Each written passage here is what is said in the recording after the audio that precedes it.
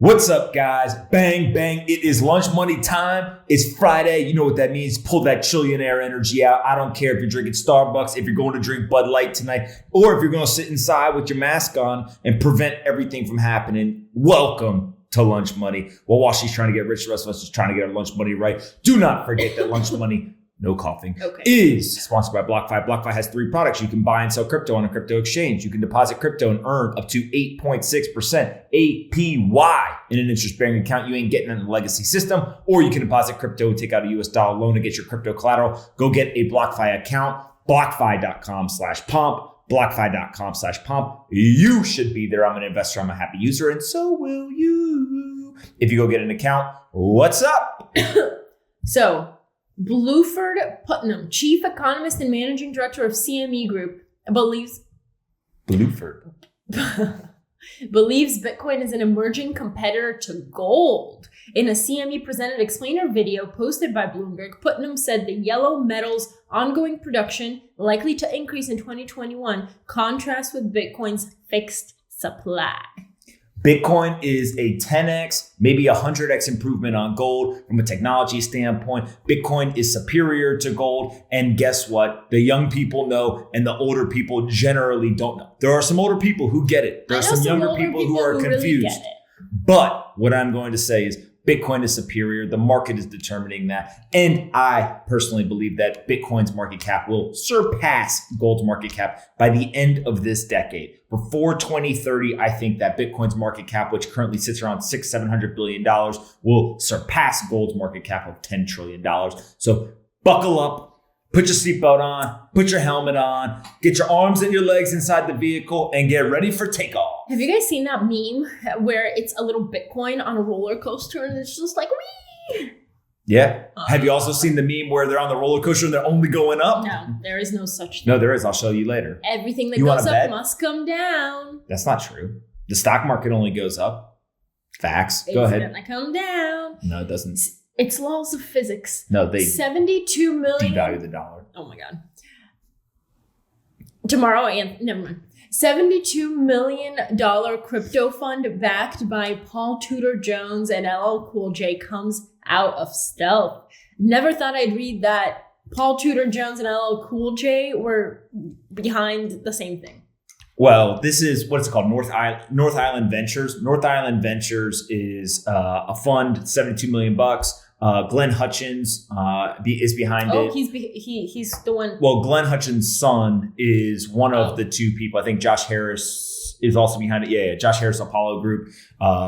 Indra Nooyi, I think is how you pronounce her name. The former Pepsi CEO. There's a bunch of big names behind the fund. Why is this? Well, they're all interested in learning. But isn't it important that it's being led by Glenn Hutchins, who's the co-founder of private equity firm Silver Lake Partners, which is super legit? So I think Glenn is participating, but his son, I think, is the one who's actually making a lot of the investment decisions. And then he has a partner, Travis, from DCG. So James is Glenn's son. James is really intelligent. I've talked to him before. And I think a lot of projects and companies are going to want to work with James and Travis. So this is pretty cool to see kind of big backers, really smart managers, right? And they've already got a couple of investments on the board. So I think it's one to watch. Next.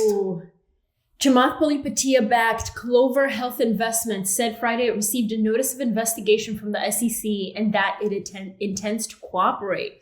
Clover, however, pushed back against a critical report from short-selling specialist Hindenburg Research, saying some claims in the report were completely untrue. Are the short sellers coming out to play again? Listen, we've already talked about this. If you're a short seller, you're a loser. We need you in the market. You should keep participating, do your thing. But this is the whole problem, right? This is a perfect example. Hindenburg Research just wrote up this big report and then they released it. My guess is they have a short on, right? Meaning that they are short. They are betting that the company's stock is going to go down. They then release a report, regardless of whether the report ends up being true or not. So the allegations send the stock down 12%. If they close their short now, they would book a massive profit and it wouldn't matter whether it was true or not. Wait, I have a question. Who are these research firms? Can they just release who does their fact checking? How do they do their due Nobody. diligence? But I don't understand how that's allowed. Exactly my point. So I could be a short seller tomorrow. I could short a stock, and then I could come out with a report. And because I have a big audience. But I could sue you if it's not true, right? I'm alleging it. I'm gonna sue it all. Everybody's gonna No, but it's crazy. Like I could go tomorrow, I could push the stock down, right? If I had a big enough audience. And then what I could do is close out my short and book the profits and walk away. It's crazy. This is nuts that we let this happen in markets. Well, this is happening. So. Because if I, as the company, was to put out reports that were untrue and the stock went up and then I sold some of it, I would get in trouble. Yeah. Treat everyone in the market equally. Stop letting short sellers have an advantage. And by the way, just as an aside, if you're a short seller, you're a loser. Like, why do you want to live your life as a pessimist? Be an optimist. Have that Friday energy, that trillionaire energy. Pessimist, you just like a little worm laying on the side of the road, ready to die, waiting there just with nothing to do in life, no purpose. Come on. They have a purpose. It's fine. Go ahead. Okay. Apple is working on an augmented and virtual reality device that's super ultra high end and pricey. It's a VR headset that could hit stores in 2022. It could. I'm not big on the VR. It could cost $3,000. I'm really into the VR stuff. So imagine my great grandmother at 91 years old. She puts on this VR headset. She could be in America. Do you want to know a company that I almost started one time? What?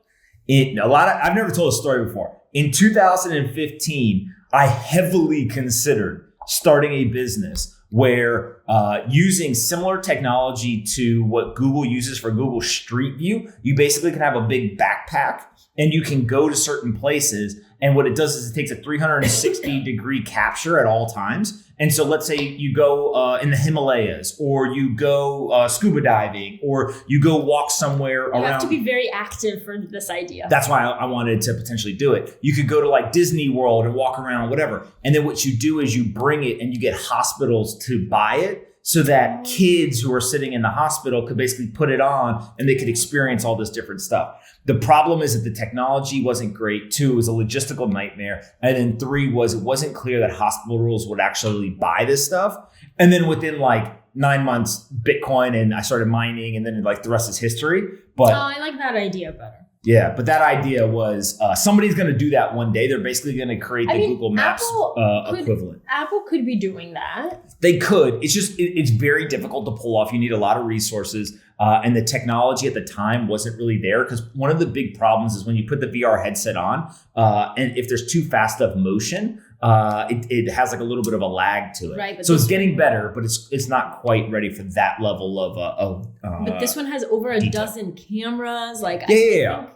I think they can. It will get there eventually. We're talking literally, we're 5 years later now, 6 years later, right? So it's like already made a big improvement. But 15 years from now, like I'm sure it'll look near perfect. Netflix streaming services dominated nominations for the 78th Golden Globe Awards, signaling a power shift in Hollywood away from traditional movie studios and cable and broadcast television players towards digital upstarts. Can we really call Netflix a digital upstart? So one of the key beneficiaries of that change, Netflix towered over the competition with a staggering 42 nominations across the film and TV categories, including nods for The Trial of Chicago 7, Aaron Sorkin, really great. The Queen's Gambit, also really good. And The Crown, I haven't watched it. But wow. I mean, look, classic vertical integration.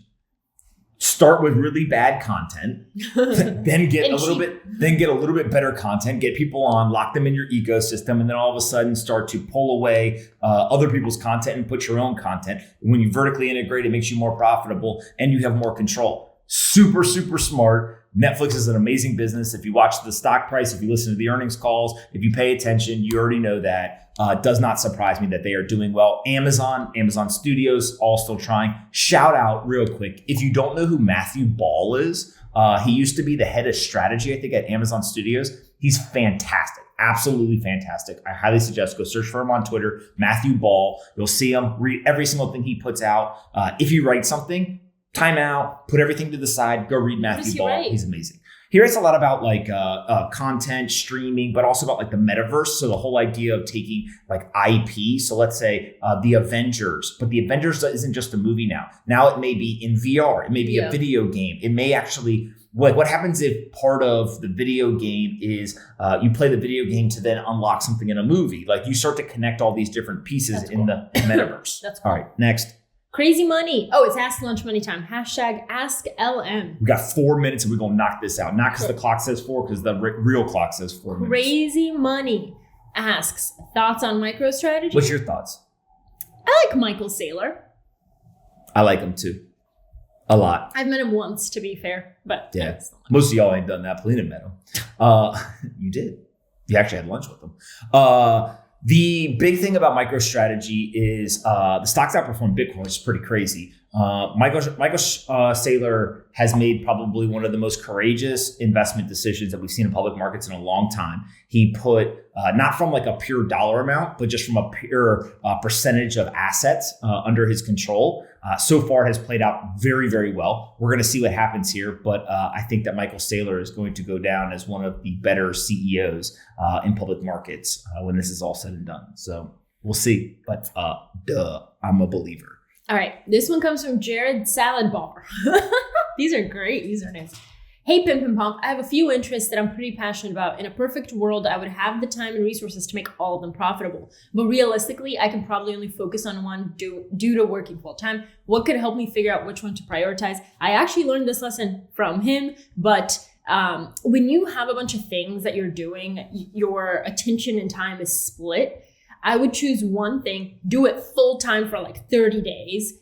If you enjoy it, be like, okay, I'll continue and dedicate more years of my life to this. If you don't enjoy it, move on to the next thing. But choose one so you can put in 100% of your time and energy into it instead of splitting it across a bunch. I would draw a Venn diagram. I would put all the things on one side and then rank them based on amount of effort that it would take. Venn diagram is the circles, Anthony.